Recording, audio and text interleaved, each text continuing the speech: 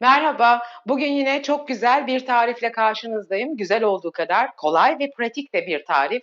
Yılbaşına çok az zaman kaldı. Yılbaşı sofralarımızı renklendirecek, ağzımızın tadına tat katacak harika bir bal kabağından yaş pasta yapacağım. O kadar kolay ki yapılışı ve lezzeti de inanılmaz derecede güzel. Çocukların ve yaşlıların herkesin çok seveceği bir pasta bu. Malum şimdiki ekonomik koşullarda çok pahalı olan malzemelere gerek olmadan evimizde bulunan kolaylıkla tedarik edebileceğimiz malzemelerle yapacağım bu pasta gerçekten hem ucuz hem kolay hem de çok lezzetli. Lafı fazla uzatmadan hadi buyurun yapılışa geçelim.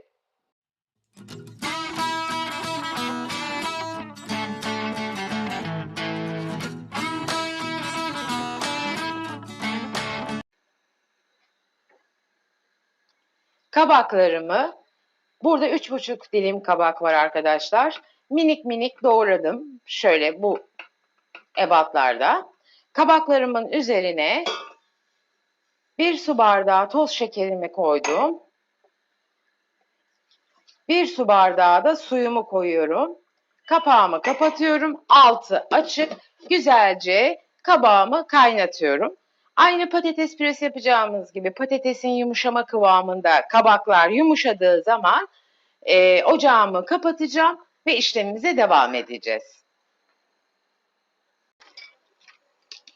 Petibör bisküvilerimizi orta irilikte kırıyoruz. Mozaik pasta yaptığımız gibi. Bütün bisküvileri kabaklarımız kaynarken biz kırmış olalım.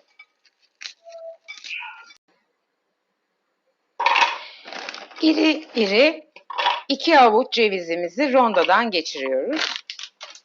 Ama dediğim gibi çok tuz buz yapmayalım. Biraz dişe gelecek şekilde iri olsun. Gördüğünüz gibi bu kıvamda rondodan geçirdik. Bir su bardağından bir parmak eksik buzdolabından çıkmış soğuk sütü kabımın içerisine alıyorum. Üzerine 2 paket krem şantimi boşaltıyorum. Toz krem şanti.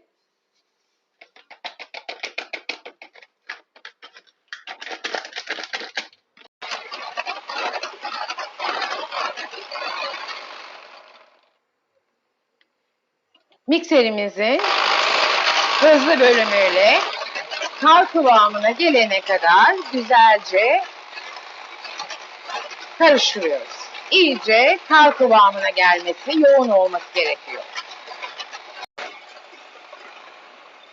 Gördüğünüz gibi krem şantimiz istediğimiz kıvama geldi. Akmayacak şekilde kar kıvamında gayet koyu bir krem şanti oldu. Şimdi krem şantimizi diğer işlemlerimizi halledene kadar buzdolabında muhafaza edeceğiz. Bu arada daha çok sertleşmiş olur.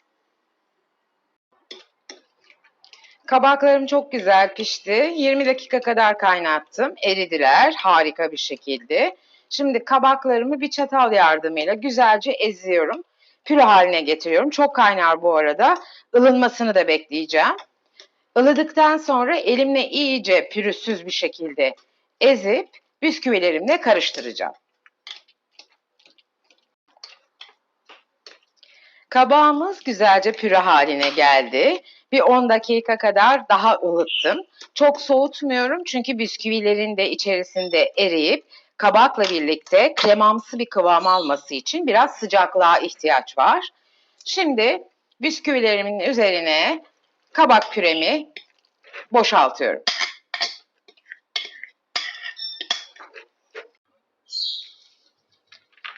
Bu kırdığımız cevizlerimizi de hepsinin üzerine boşaltıyorum. Çok azıcık suyum var. Kabağımın suyu. Ilık vaziyette o da. Bunu da biraz şekerli aynı zamanda ve bisküvimin eriyip krema kıvamı alması için de biraz sıvıya ihtiyacımız var. Hepsini güzelce şimdi elimle ovuyorum. Bütün bisküvilerimizi kabaklarımız ve cevizle beraber güzelce hamur haline getirdik. Kıvamı bu olacak arkadaşlar. Şimdi Buzdolabına biraz soğuması için vereceğiz. Çünkü hala çok ılık. Toparlaması lazım kendisini. Sonra işlemlerimize devam edeceğiz. Malzememizi kalıbımıza koyduk. Şimdi bir 15 dakika daha buzdolabında bekleyecek. İyice katılaşıp soğuyacak. Evet, tatlımızı, pastamızı yarım saat kadar buzdolabında beklettik, dinlendirdik. Şimdi az önce hazırladığımız kremamızı pastamızın üzerine güzelce süreceğiz.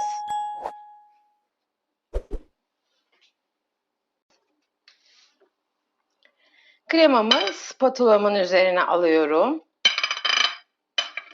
Çevirerek çevire düzelteceğiz. Üzerine tekrar en son bir posta düzelteceğiz. Bütün kremayı kekimizin üzerine güzelce yayacağız.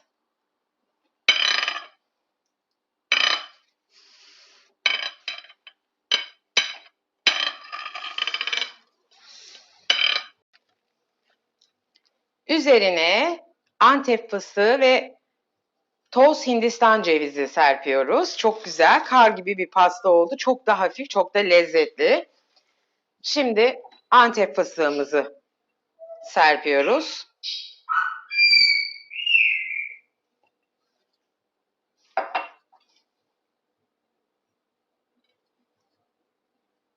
Yanlarına da biraz yapıştıralım. Spatulanın üzerine Antep fıstığını koyup hafiften şöyle çeviriyoruz. Yanlara da Antep fıstığını yapıştırmış oluyoruz.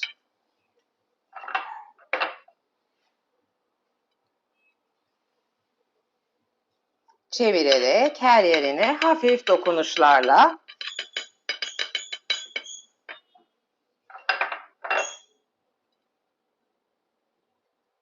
evet.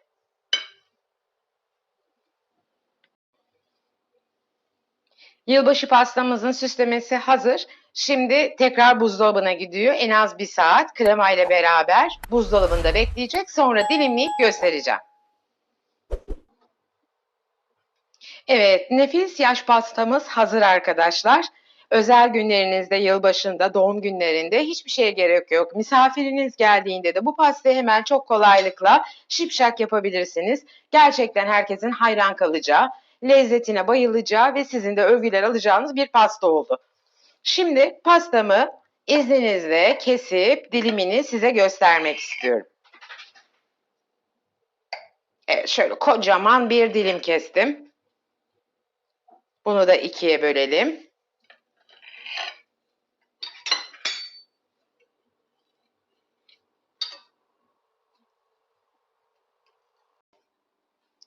Nefis bir pasta oldu arkadaşlar. Çok ucuz, pratik, kolay.